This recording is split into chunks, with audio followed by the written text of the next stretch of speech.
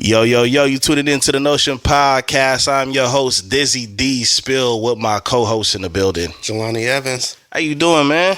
I'm good, I can't complain. It's been a long week, but the weekend's smooth, so yeah. Big chilling, you know what I mean? Big chilling. How you feeling?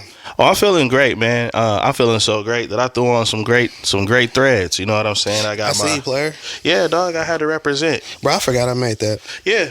This is exclusive. This was dope. This was, I have a bad habit of kind of keeping great things to myself. I'm like, nah, this ain't the time. Nah. And I'm like, you know what? We pod, you know what I'm saying? People watch. So I'm going to just wear it and, let people get upset at the fact that they didn't take advantage of the opportunity when it was available. Man, because I was going crazy with the cutting soles. Like, yeah, man. I'm looking at the sleeve. I'm like, bro, that's a dope piece. Oh, bro, you know how many people I told, yeah, man, we did the collaboration a while back, and, I threw my ideas in there. And I mean, never mind. About that, 'cause there is a piece or two. But yeah, I definitely I remember when you was like, yo, those will go great with your Jordan 1s, the pine greens, and I was like, okay, you might be on to something. All right. And then when I seen it coordinated, I was like, yeah, this was gonna work. This is gonna work. I mean, so. you got another couple pair of kicks in the closet that'll. But this coordinates the best, though. You know what I'm saying? This coordinates the best because I don't know. I think it's like the sleeves with with the ends and everything. And I'm sorry. Yeah, see, I got these J's.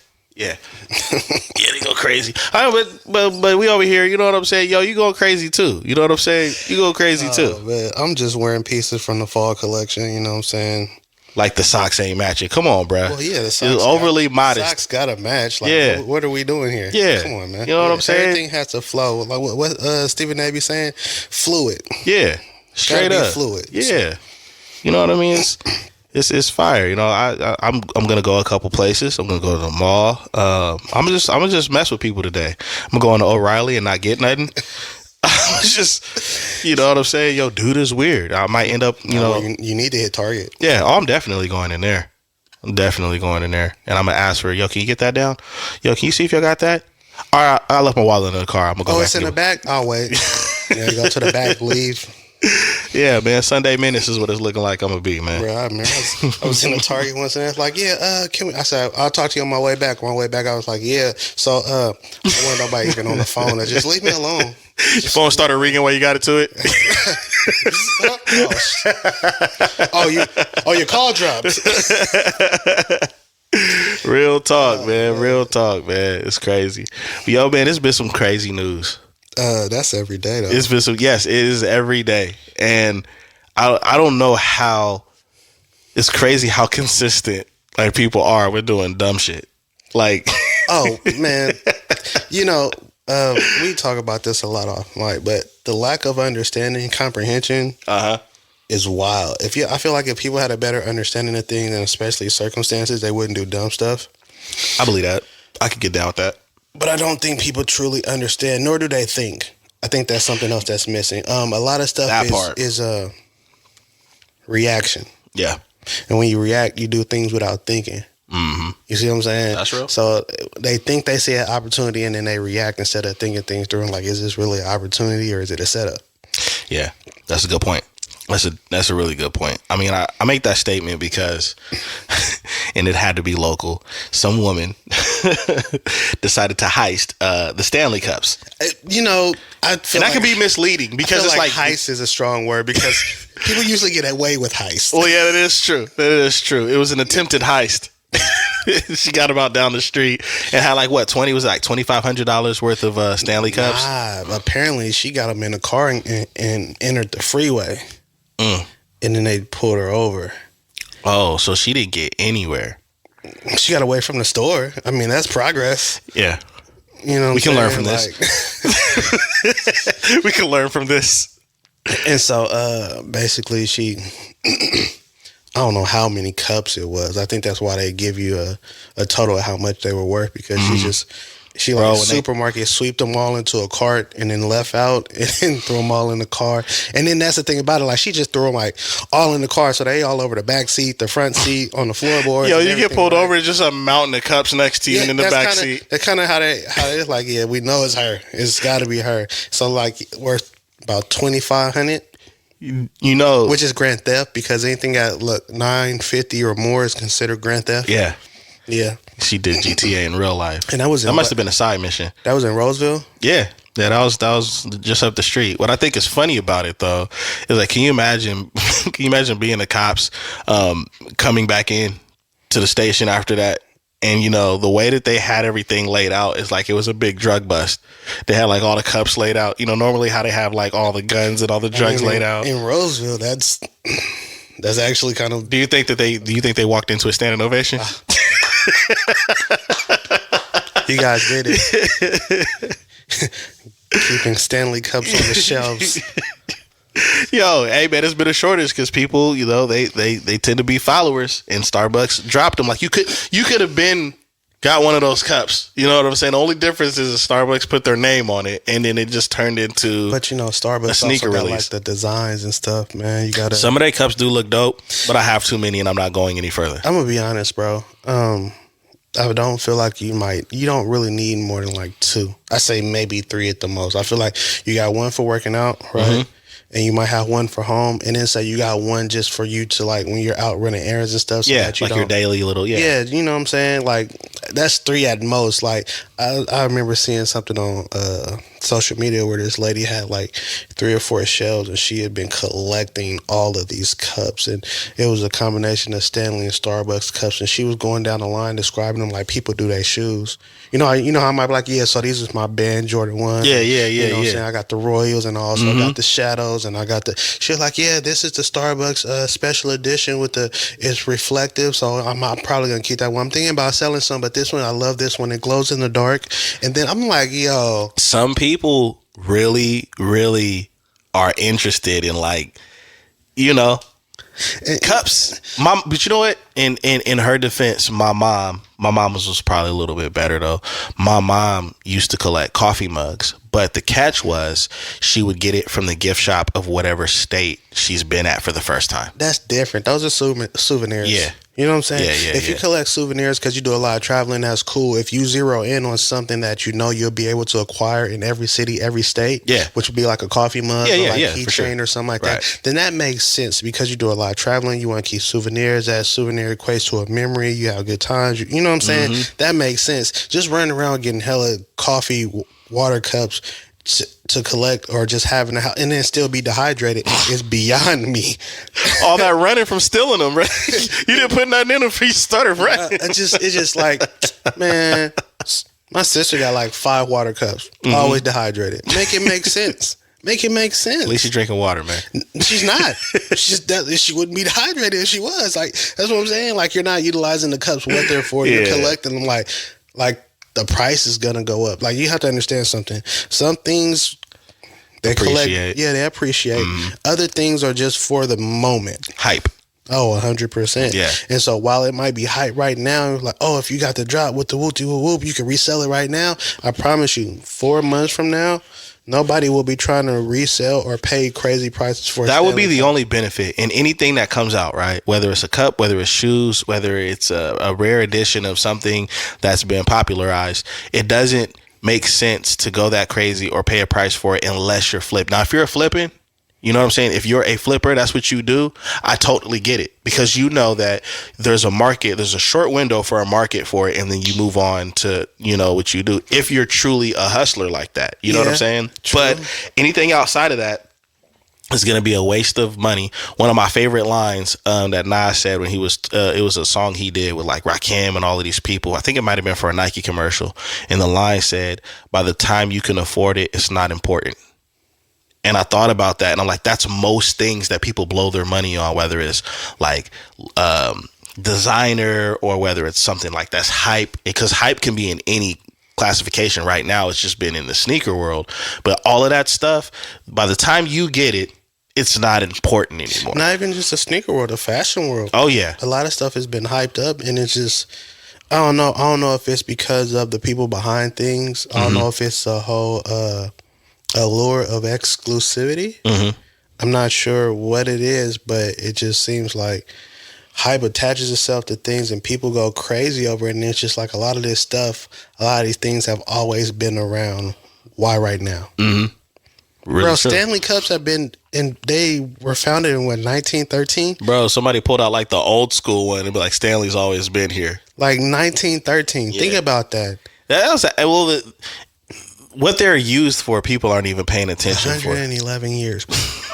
100, and y'all just now catching. Y'all had 100 years of bodies. No, it's like people who are making Carhartt fashionable now, right? Carhartt has been around forever and it's been known as the working man's clothing, right? Okay.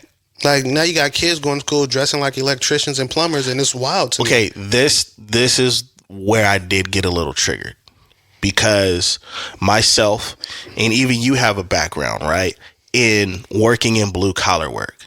And in my opinion, blue collar workers are the most, to a certain degree by society, are the most disrespected and overlooked, but yet they are the reason that the foundation of this country is built, as far as in buildings, construction, fixing, maintenance, all of that stuff. Those are blue collar workers, but they get downplayed from a lot of affluent people. They get downplayed by a lot of women. They get downplayed by a lot of educators, who a lot of blue collar workers make more money than educators, but they would use that as the butt of their jokes. Hey, if you don't pay attention in school, you're going to have to do this for the rest of your life. You know what I'm saying? It's so crazy because if you think about it, they took all them trades out of schools.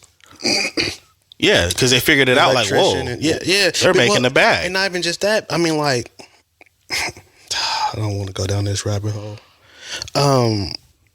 Because they say schools are a pipeline to prisons, right?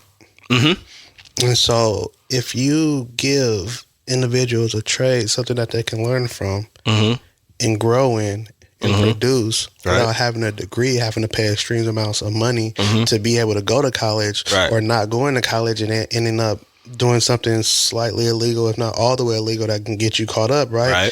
Then prisons aren't filling up, so they're not seeing money. Yeah, because you can privately own one if you're rich enough. Colleges aren't seeing the same number of people breaking their necks to get in there because I have a trade. I have something that I've learned that I can work in. I can grow in: electrician, plumber, woodwork. It's going to keep me out of the free labor world. Bro. Yep. And so it's crazy that they took all those things out, but those are the jobs that are really, like you said, they pay well. Right. And because of trends and hype, now their uniform is popular. The job isn't popular, but the Carhartt jacket and the beanies and the stuff like that is popular. That's wild. That's crazy, right? That's wild. Society don't know what to do sometimes, dog. They don't really know what to do, man. I'll never understand it, and I try not to. I just try to speak on it and say how crazy it looks, and then we move on. For real. On the last episode, we were talking about all of the shakeup that Cat Williams made with the interview with Shannon Sharpe, and Money Mike. And that man, who some people consider the GOAT right now, Dave Chappelle, decided to say his piece.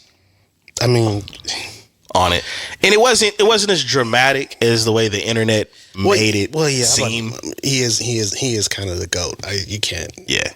There's some haters out there, but they also don't know comedy. Anyways, the internet did make it more difficult because the title was like Dave Chappelle slams. Usually when somebody slams someone, they don't say I rock with them heavy. Yeah. And he's what I'm saying? Like, Dave Chappelle gave Cat a lot of compliments and acknowledged him in a real way. Right.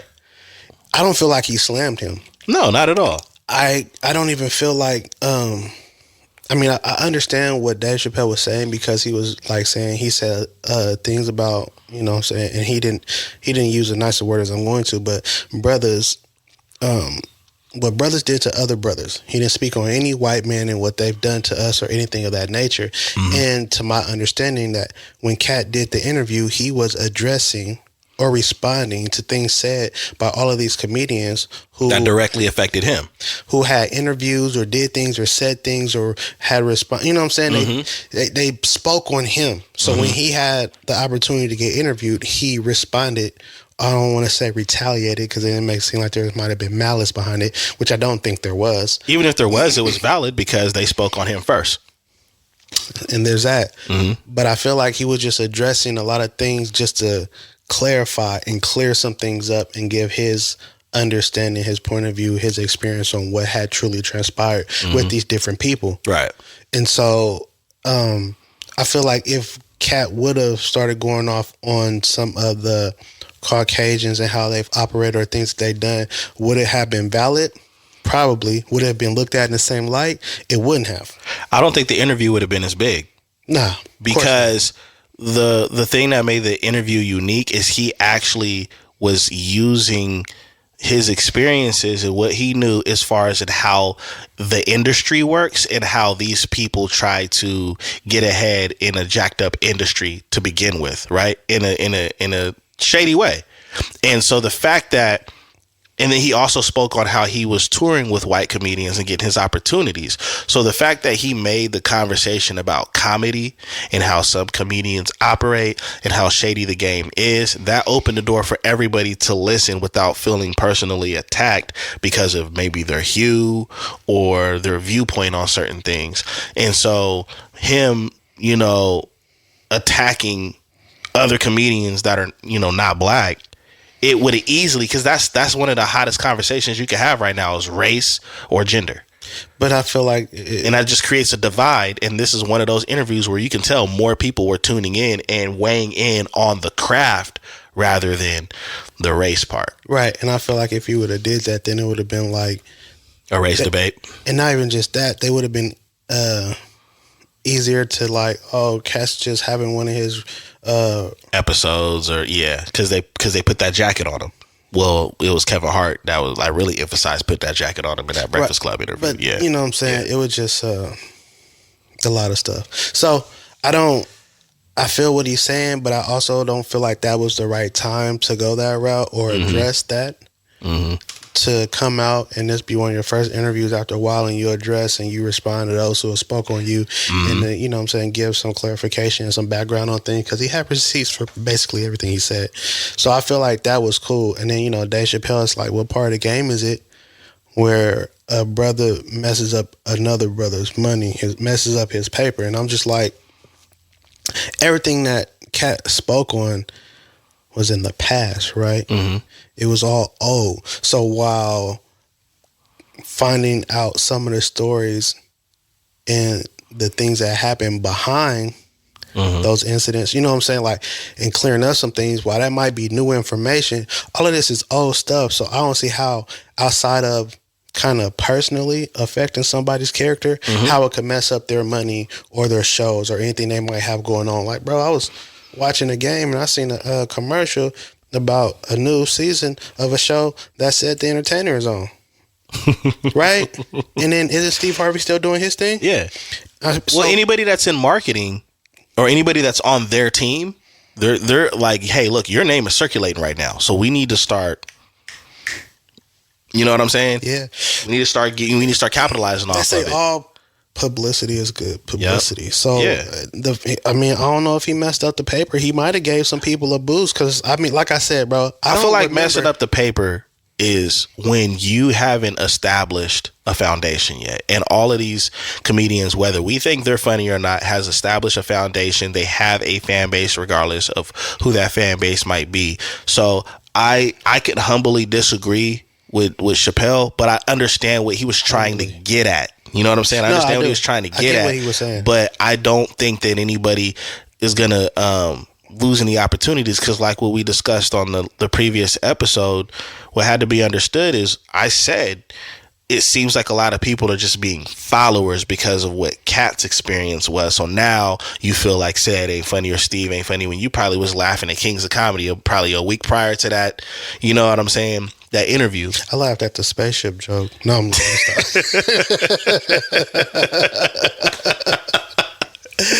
But yeah, like I definitely think that's all it is. I don't think they're gonna lose any fans.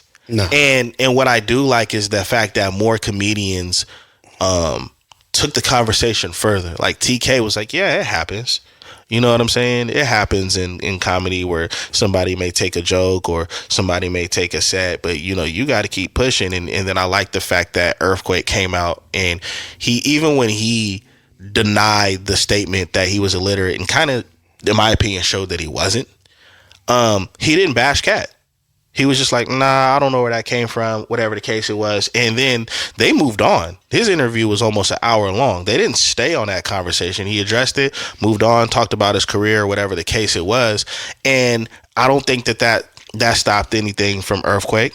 I mean, he said in his interview, his biggest opportunity was his Netflix special, which is hilarious. It's not even super long, and it's hilarious. So I think the activist part of Dave Chappelle came out and just kind of started going this way and that way and all that other stuff. But at the same time, I get where he was coming from. I don't feel like what he said was really what it was. What it was, yeah. And I can agree with that as well. I definitely can. But we'll see. Shout out to Day though, man. We love you. You want to come on the show? Yeah, absolutely, man. Even right now, we still recording. But while we're on the conversation, man, Corey Holcomb has been really hot right now because of the scenario that is going on with his daughter. So basically, him and his daughter have been feuding, and she decided to go public about their issues. And Corey Holcomb is unfiltered. He don't care what anybody thinks. He raw. And he went in. His daughter went from, he said more of what he was calling her more than acknowledging that it was his daughter. That B word was flying around several times. But I think the no that his daughter did was threatening to go talk to a very famous YouTuber called Tasha K.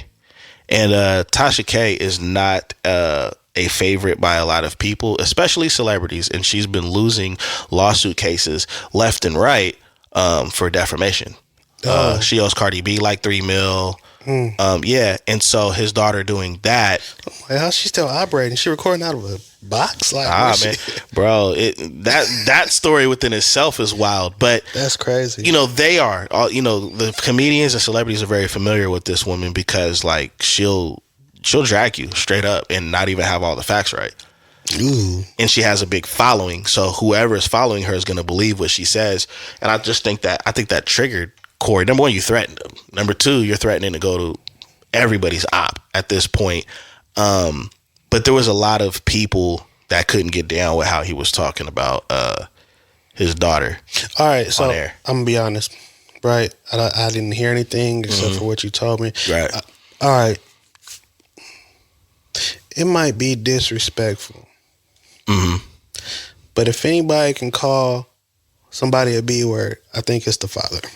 I'm just saying, like, if it's gonna be somebody, I feel like he might have the most right. Like, you know what I'm saying? Well, I follow a dad page on IG for obvious reasons, right? And I was actually surprised about how many fathers was like, nah, y'all don't understand what it's like to try to like really be there and love your kid, but they've been so brainwashed to hate you that not only do they hate you, but there's no respect for you when they deal with you. I mean, I even know a few men that are going through that with like their teenage kids, especially their daughters, where they weren't around or they lived a certain life before the kid got there, and then they kind of got their shit together. And their kid like doesn't even refer to them as their dad, like their first name and shit. And the mom and the family encouraged that behavior towards the father. It's a lot of dads that was like, man, I'm not justifying what he said because I don't know the situation, but I know in my situation, there's no love, there's no respect. I've tried this, I've tried that, I've tried that. That's a real thing. And I mean, Corey Holcomb ain't the first or the last to go through this with their kid. We talked about T.I. and his son. We talked about 50 and his son, and it's just an unfortunate scenario because you see the conversations like this more towards the dad being the villain. You don't really see a whole lot of handfuls, and that's because, 9 times out of 10, the kid is with the mom. No, that's crazy. And whatever said. All I can think about right now is that song by Corey Holcomb. My chick running the streets at night. Yo, he is not the one. Like, yeah, if you guys are looking for somebody to be like remorseful in what they say and how they feel, Corey is going to disappoint you every day because he does not worry. At all. He's not worried about losing anything. He's underground. He's self-made. To me, a difficult person to get to because his comedy is no different. Yeah, you got to be a fan. I like Corey Holcomb's comedy, but I'm telling you right now, you better have a strong mind. You better have tough skin. Yeah, very tough skin because he's not. Corey is not playing with you. You know what I'm saying? But it was pretty interesting. Like, that's wild. Okay. I'm gonna have to look into that. I didn't know.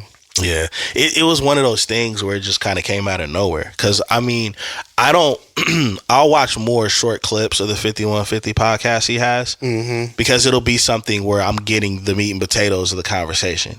Because, you know, those podcasts can go for 2-3 hours. And so, you like everybody, they take a clip and then they put it out there and it's like, oh, that's terrible. You're a terrible person. But you don't know what he said 20 minutes before that. You don't know if he explained the situation prior. You don't know prior. the context of the full conversation. You're just taking what you heard and making assumptions and, going off like some people do with our YouTube page. Oh, yeah. Whatever.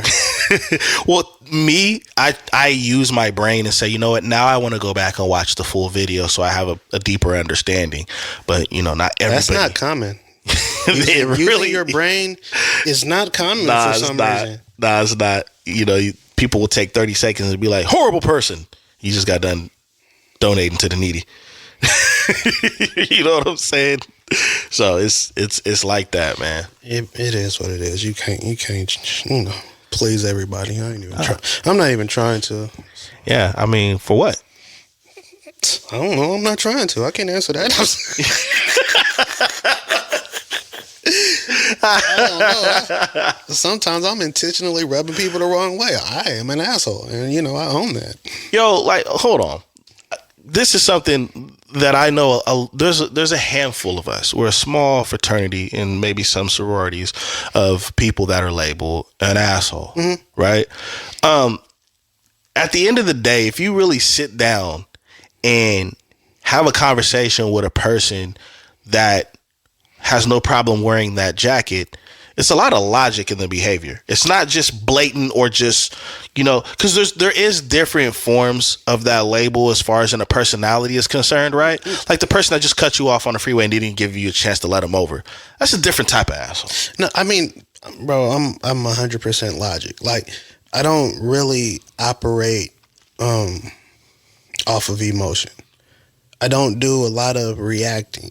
I do a lot of responding. I do a lot of thinking beforehand. I'm a very logical person. So when I say that, it's just because I'm willing to say things that people are thinking, but they won't say. Right. I'm not going to tiptoe around people's feelings or emotions or, you know what I'm saying? Like, I'm going to say what it is. I'm going to say how I feel. I'm going to tell you how I feel. And that's just what it is. And most of the time, how I feel is coming from a logical standpoint. Mm-hmm. You know what I'm saying? I don't really get caught up in emotions because emotions are uncontrollable. And a lot of times you can't define them. That's why there's that saying, I feel some type of way, because you have emotions right now and you can't put into words or describe how it is that you feel. Yeah, for sure. You know what I'm saying? Like, why do you love him? Why do you love her? I don't know. You can't even explain that emotion or feeling. So I don't deal in emotions like that. I am a very logical person. And because of that, I don't bite my tongue and I don't sugarcoat because I feel like the world isn't going to sugarcoat. Right? So if you're not expecting that from the world, why are you expecting that from me? Because you know me, because we're close. That's all the more reason that I should be truthful with you and give it to you without the coding so that you can really, you know what I'm saying? At least you know with me it's coming from here and I'm not somebody out in the world that just like don't give a fuck, so you're getting it rough because I don't get. Nah, it's not that. I'm a logical individual, so that needs me a bit. Why would you say that? Because it needed to be said. Well, look at how people react when people say what they feel. When you look at Kanye West, when you look at a Cat Williams, and they're not the only two. There's people, I mean, even a Dave Chappelle, when they say how they feel, there's only a certain minority, in my opinion, group of people that really feel a way about what they feel. And that's kind of crazy within itself when you think about it. It's like you feel this way and you say it and wouldn't that person be just as bad if they never said it and felt it? But because you heard it, now you feel like you can deem this person bad or good or terrible or whatever label you feel like putting on that person to really destroy the character. Because I don't think it's anything else more to it than to do that. You know what I'm saying? In most cases, unfortunately. Yeah. And And my thing is you know what I see a lot on social media? When somebody does speak out and they say something that's real, something that hits home to the majority of the people watching it, I miss these days. Even comedy, if you ever go look on YouTube, Facebook, Instagram, and you look at old clips of Bernie Mac, most people will say, I miss those days. Well, because now everybody gets all riled up or feels some type of way or want to get emotional behind what people say or how people feel and people's opinions, like you're not entitled to them anymore. Exactly. And so the thing about it is that, like, everybody is walking on eggshells and trying to be considerate and concerned with other people's feelings. And my thought is, what about my feelings? My feelings come first before anybody else. Yep. And that's not me being inconsiderate. That's self-preservation. That's me being focused on me. And you know what I'm saying? Like, how are you going to be more considerate of somebody else's feelings over your own? I had a conversation. Unless you're married, then that's different, right? You still got to take care of yourself. Oh, 100%. I still got to take care of my emotions. My wife still got to take care of her emotions. I'll say this. I had a conversation with my mom this week, and I explained to her about convenience, right? And I told her, because she was dealing with the scenario, and I told my mom, and it's crazy even being in this position because your parents teach you so much, and then when you get out there in life, you can kind of bring some information back to them as far as perspective, right? And I explained to my mom, I said, Mom, you have to understand that the way that I am, I know I come off like an asshole to people, but I'm going to explain something to you. A lot of times it's never worth it when something is inconveniencing you for somebody else's convenience. That's where we get frustrated with the lack of appreciation or the lack of acknowledgement or just the total disregard or entitlement, right? So the thing is if you nip that shit in the bud and say, nope, because whatever, if it's a favor or whatever, and when you look at it and be like, okay, they want me to do A, B, C, and D, and then I get what after that? I understand doing things out of the kindness of your heart, but even then, you decide. It's not nobody told you to do it. You're deciding all on your own. Hey, I'm going to go out of my way, and whatever happens because you at least made the choice. But a lot of times we find ourselves in positions where people is going to be more convenient for that individual and so inconvenient for you. And a lot of people will still say, yeah. And then afterwards, it's like, man, I don't ever want to do that again. Or I'm not doing that. Or, can you believe after all I did? Hell no. The kindness of your heart. Well, I'm going to tell you right now, I don't have a heart. Won't be doing A, B, C, or D. I'm going to tell you to get the F1. And I'm more of a numbers person. I don't fuck with the alphabet. Yeah, you got one time to ask me some stupid shit. Nah, I feel that, though. And it's just like, honestly, I do have a small circle that I will go out of my way for. But even then, it's almost like, it depends on how big of an inconvenience it might come across to me. Now, let me add something to that. Usually that circle that we'll go out of our way for is probably never even going to ask for the favor to begin with. This is also very true. You know what I'm saying? This is also very true. Because I have a small circle of people where it's like with y'all, it's like, you know what? If this person called me or this person asked, I have to pull up because they don't ever. You know what I'm saying? And that's the whole point. This person don't ever. We had a saying at my job, right? There's a brother I was working with before he like moved on and moved up and stuff. And he used to tell me, I only help the people that don't need help. And I was like, what the fuck does that mean? And the longer I worked there, I was like, oh, I get it. I'm only going to help the people that hardly need the help. And it just so happens that day they need my help, because the people that need help are always going to need help. So you're always helping them. And where does that go back to? Inconvenience.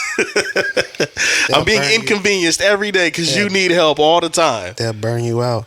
Yes. It's like I had seen something, and it was Richie Rich. And he was talking about being overdrawn. He said, I'm not talking about your bank account. He said, I'm talking about your life account. Yeah. Real talk. He said there are people who will just continue to withdraw and withdraw for you, and they never make any deposits into your life. Real talk. He says, so if you're not careful, before you know it, you'll be overdrawn. Mm-hmm. Don't let yourself get overdrawn. Nah, that's real. Like, and that's the thing about it. It's like, you know, if somebody asks for a favor, it has to be somebody that actually makes deposits into your life, somebody that adds value, somebody that's worth it, somebody, like you said, that 9 times out of 10 won't even ask. Mm-hmm. But you know that 1 time out of 10, when they actually ask, they need it. Mm-hmm. And in that instance, I can be there for them. Right. Right, that's real talk. Not the people who always asking. I ain't never got it. You asking? Nope, Nothing. I don't. I wish I did, but I don't. Nothing. I ain't got it. I'll probably have it when you leave. No, I'm probably not even gonna answer the phone. I watch a lot of people call. I just watch. What? Nah, for real, man. Yeah, for real. Right now, no. Put that on silent. It was. Yo, man. Before we get out of here, dog, I just want to know your opinion. I know I have some opinions about it. There was a little bit of a debate. I'm not even going to say it was worthy of shaking up the internet. One of these young artists was speaking on how all men cheat. And we already know this is a round and round conversation in the red pill community or the men versus women community. And I feel like when statements are that generalized, either you're ignorant from true experience or you're just bruised and you've never done anything to heal that bruise, right? And I wanted to ask you, because I have a theory, when women, because that's been our label as men, right? Men always cheat. Men, well, no man is faithful, whatever the case is, right? In your perspective, what do you really think that that's about? I just said my piece as far as where I think it comes from. But when I see somebody say something like that, and then there's a long line of people that, raise their hand in agreement, whether it's a comment or a like or a response video, following that statement, what's your perspective on that? Man cheat, women cheat. I mean, it goes both ways, and apparently women cheat more than men. Just men just get caught more than women because men are creatures of habit, right? Mm-hmm. So, I mean, both parties cheat. To say who cheats more, I feel like that in itself is even debatable. To sit up here and say all men cheat when, like you said, it was a young artist, so you haven't even had enough life experience to even speak on that. You're in your early 20s, which means you're 4 or 5 years out of high school, which means how many men have you truly dated that had solid relationships that had value? And it's like, he cheated. You know what I'm saying? He even got his license yet. And so it's just like, that seems to also be the narrative because a lot of women have been hurt, right? Yeah. Have been cheated on, have been bruised. And in a lot of cases, I don't even know any other way to put it. You're dealing with ancient dudes, right? Mm-hmm. So, they were already on some type of hype. Right. You chose to try to make I'm going to change this. Right. You can't change nobody that doesn't want to change. Yep. That's real talk. And then in this day and age with all the women who are looking to try to take other women's men and putting forth the extra effort, you know what I'm saying? Yeah. And throwing it out, it's even more difficult. So, women are always looking to gather up and jump on men for that. And, it is what it is. If that's how y'all feel, that's how you feel. I'm not going to argue it because I don't have the energy or the time to go back and forth. But like I said, men cheat, women cheat. It goes both ways. Y'all just are better at it, if anything. You know what I'm saying? So, yeah. I'm in agreement with all of that, bro. I don't know what it's going to take for people, right, to understand that, like, if you're parallel with somebody's experience, then that's all it really is. I've experienced the same thing. Now you guys have something in common, but just because you have something in common doesn't mean that it's factual to, the rest of society. No, not at all. And I think that's what happens because who you decide to surround yourself with and share experiences with, you guys are going to see the world one way. It's just like when we see a whole bunch of people getting online that are successful, and they tell you, this is how you have to be successful. This is what you do. This is the morning routine of Jeff Bezos or whatever the case is. That has nothing to do with me and how I'm going to be successful. That's their perspective. That's their mindset. And you know what? And that's also his routine after he got the money. Right. Because his routine before that was not, you know what, I get up and I read a book at 5 a.m. and I do push-ups. And Brad didn't go to sleep last night when he was on his grind. He probably went days without a shower. You understand what I'm saying? Because they were on a grind or they were on a certain type of hustle. So I just think that, like, when it comes to categorizing and saying, even when dudes be like, it just ain't shit. You know what I'm saying? When they say that, it's like, that's your perspective. But if you walk up to the right person and say that, nah, women ain't this, whatever the case is, and that man and he's married and he's happy and his wife is loyal, he's gonna look at you like. And I mean, at the end of the day, he's talking about the bitches, not the respectable women like the ones who watch our podcast. Hey. So there's a difference. You know what I'm saying? If you align yourself with that, like if you feel like that you're falling to that category, then you're gonna be offended. Yeah, for sure. You know what I'm saying? Sure. So, and then it's like, it gets even deeper because when we're talking about women, you can cheat mentally, physically, emotionally. There's all these different ways where they feel like if you did this, then you're cheating. Yeah.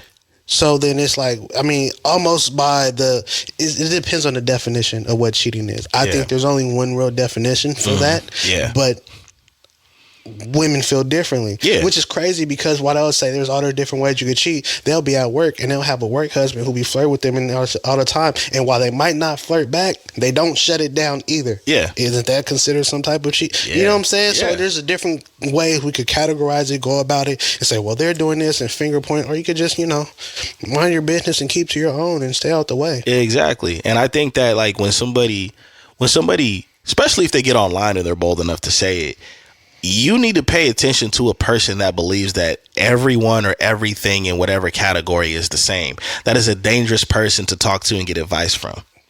Right? It really is. If you, this is for the women, okay? If you have a friend or you have a person in a family that believes that all men are the same, be careful. Be careful, because that means they only think one way. And be careful if you get in an argument with them, because that means they're never wrong either. Bro, I'm really not gonna argue with nobody. Oh, we not. My point across, and then I'm gonna just let you feel how you feel about it and let that be that. Exactly. But I just that mindset is, I've never seen anybody flourish or be happy off of a conversation like that. Nah. You know what I'm saying? Nah, it's more for attention than anything. Like you said, you're either looking to get attention or you're speaking from a place of hurt, and you need to heal. What Dave Chappelle say? Hurt people hurt people. Yeah, for sure. Heal. Yeah. Please. I was going to say we're praying for you, but I'll be lying. I'm not going to do that. Being honest. And that's as far as you get, man. You're not getting anything else. But I mean, it's a dumb conversation, that people are having. But I do understand that when that conversation is had, it's attracting the like-minded. Well, yeah, you know what I'm saying. And some people are looking for somebody else that they can align themselves with, so they don't feel alone. You know what's crazy about these conversations on social media when this happens is when you come across, because I know this has happened to you. This happened pretty much to everybody that operates on these apps.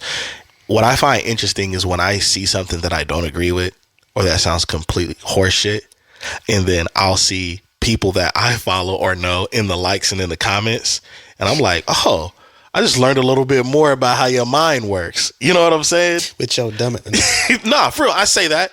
I won't say it in the comment section yet. Not famous enough. But it's coming. I do be seeing some likes, and I'm like, I didn't. Are you in the comments too? You in the comments too. And sometimes it be people that's like ain't got no business being there because you know enough about them to where it's like, you full of shit. I know y'all ran into those people like that. Like, look at this. Just lying. Let me go ahead and mute you. You just lying out here. But yeah, I always thought that was crazy. It's pretty hilarious that it even goes that route. But those are one of the few things I do appreciate about social media, is that little bit of exposing that people do. That little bit of exposing that they do, all on their own, no help at all.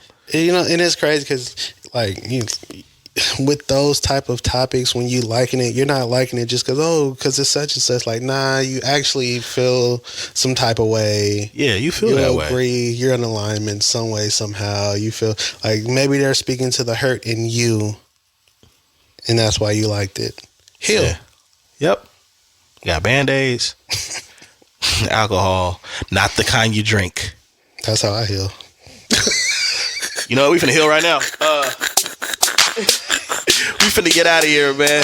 Wow. Gotta switch it up. Anyways, this your boy, Dizzy D Spill. You've been tuning in to the Notion Podcast with my co-host in the building, Jelani Evans. Until next time, peace. Looking at your boy like, follow me, they on a convoy like, everybody know I get cream like, think I'm lying till they see the pinky ring. Haters be mad cause my flow like, call me Black Rob but my woe like, I don't like toast but my dough like, baddie on my arm got them hoes like, I'ma stun hard but I ain't finna do it now. Catch you while you slipping in, hit you like, I ain't really tripping cause I'm sipping right now. Bottles on the table, bartender like, bad broads all wanna dance like